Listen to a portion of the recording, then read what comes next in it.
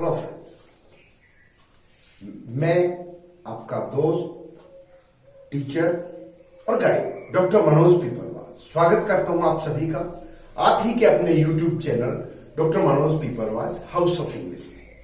आज हम एक रूट वर्ड बी के बारे में बात करेंगे, जिसका अर्थ होता है होना।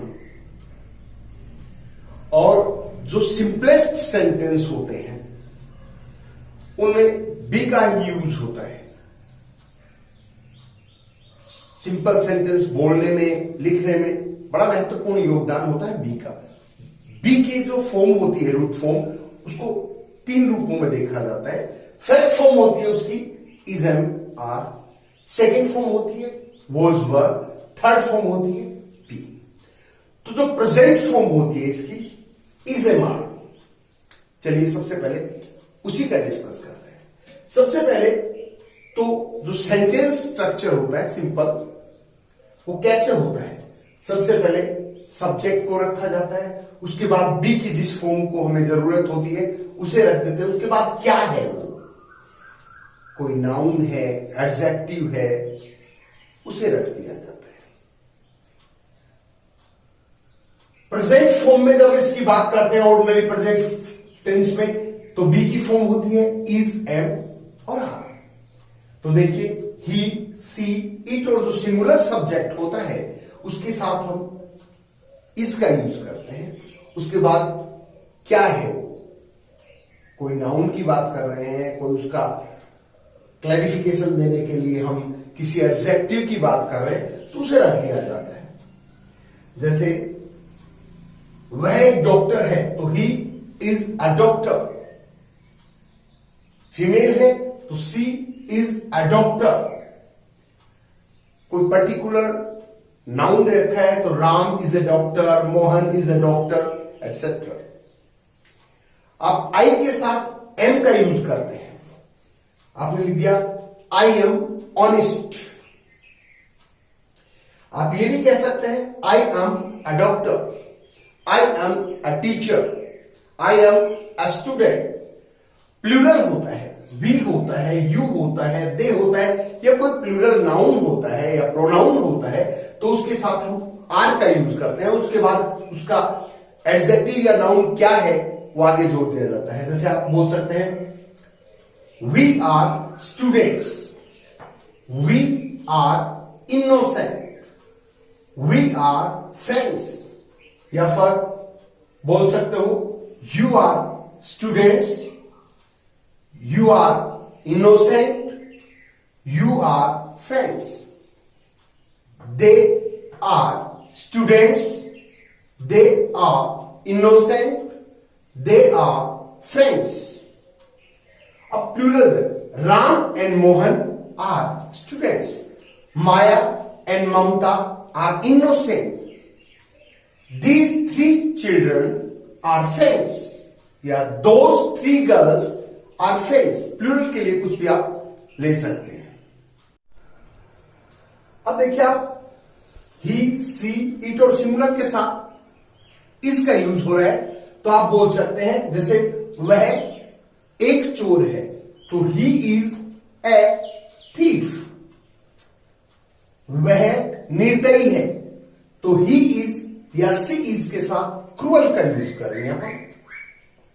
वह चालाक है तो सी इज क्लेवर। वह गंजा है, ही इज बार्ड। उसी प्रकार आप देख सकते हैं कि वह कंगाल है तो ही इज पॉपर। और आई के साथ हम एम का यूज करते हैं, ठीक है। तो आप बोल सकते हो जैसे मैं चोर हूं तो आई एम थीफ। मैं निर्दयी हूं, आई एम क्रूअल। मैं चालाक हूं, आई एम क्लेवर।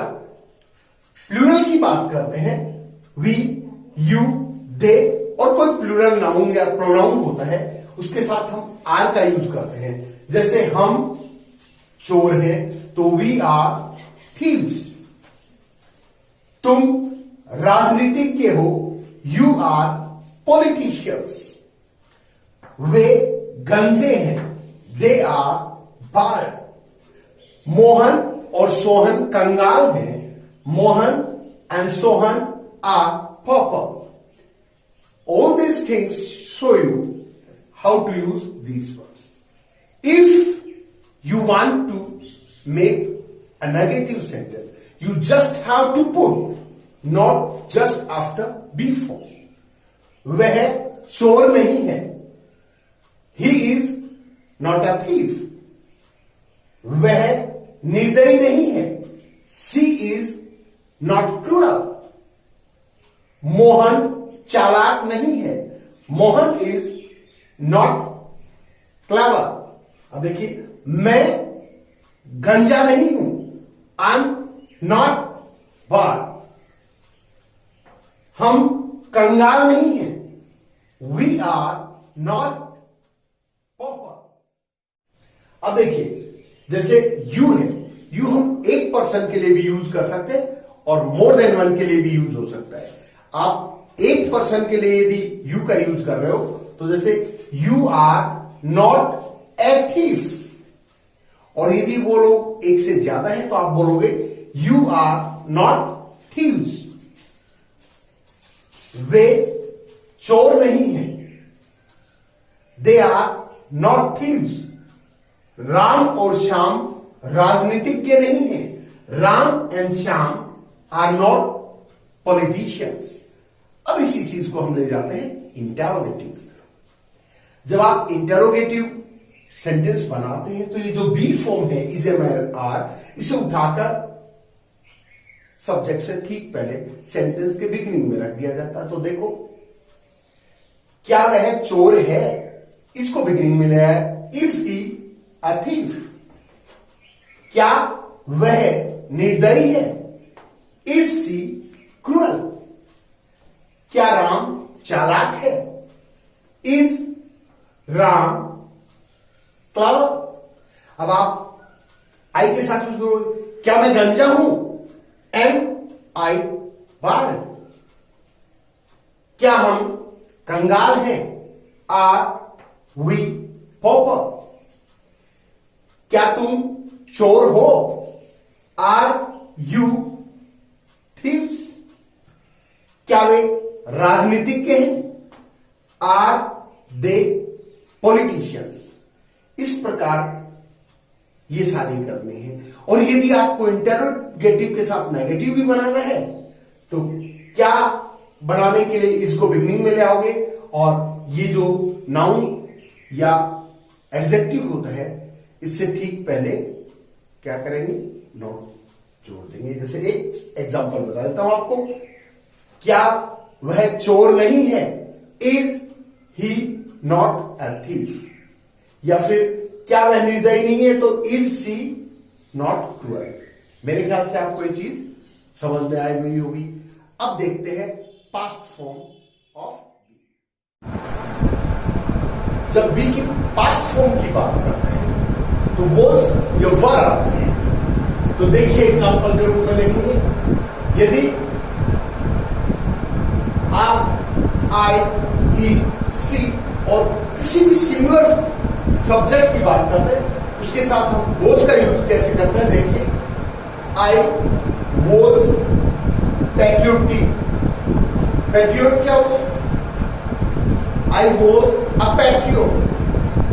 मैं एक देशभक्त था, इसका मतलब अब मैं नहीं। और वॉज एक ऐसी सिंगुलर फॉर्म है जो आई के साथ आती है, बाकी आई के साथ सारी प्लूरल फॉर्म्स आती है। ही वॉज अ पैट्रियोट, वह एक देशभक्त था। शी वॉज सिविलाइज्ड, वो सभ्य थी। मोहन वॉज बम्पकिन, मोहन गंवार था। अब प्लूरल फॉर्म में इनके साथ देखेंगे तो वर का यूज होगा, वी वर रेडी, हम तैयार थे। यू वर कामचोर थे, इसे वर्क सीकर भी कहा जाता है। दे वर बुजर, वे शराबी थे। अब प्लूरल बनाएंगे तो जनरली या तो प्लूरल दे रखा हो या एंड से जोड़कर बनाया जा सकता है। द सोल्जर्स वर पैट्रियोट, सिपाही या सैनिक देशभक्त थे। चिल्ड्रन वर सिविलाइज्ड, बच्चे सभ्य थे। दोज गर्ल्स वर बम्किन, वो लड़कियां गंवार थी। तो इस प्रकार पास्ट फॉर्म में बोथ और वर के रूप में बी का यूज होता है। सामान्यतः पेसिव में, परफेक्ट के पेसिव में हैज हैव हैड के साथ बीन का यूज करते हैं। एग्जाम्पल देखिए, he has been sent to Kota, उसे कोटा भेजा जा चुका है। चिल्ड्रन हैव बीन पनिश्ड, बच्चों को सजा दी जा चुकी है। He had been beaten badly, उसे बुरी तरह पीटा जा चुका था। इन तीनों में बीन लगा है सिर्फ परफेक्ट के सेंटेंसेस को पेसिव में कन्वर्ट करने के लिए। देखिएगा, यदि पेसिव में अपन देखते हैं तो टू और मोडाल के बाद बी लगाकर वर्ब की थर्ड फॉर्म रखी जाती है। जनरली टू और modal are followed by first form, but in passive they are followed by be plus third form. See the example. She can be helped by me. उसकी मेरे द्वारा मदद की जा सकती है। This work must be finished soon. ये कार्य जल्दी ही समाप्त किया जाना है। Criminals are to be punished. अपराधियों को सजा मिलनी है। Ritu has to be informed, Ritu को सूचित किया जाना है या रितु को सूचित करना पड़ता है। बी की आईएनजी फॉर्म अर्थात बीइंग का जो यूज होता है आज वो देखते हैं। वो मेन वर्ब के रूप में भी हो सकता है और जिरन के रूप में भी। सबसे पहले देखते हैं बीइंग का मेन वर्ब के रूप में यूज। तो जो बीइंग वर्ड है, it shows that it is happening और इट वॉज हैपनिंग। एग्जाम्पल देखिएगा, ही इज बीइंग नाइस, वो अच्छा हो रहा है। I am being patient, I am being patient, मैं धीरज वाला हो रहा हूं।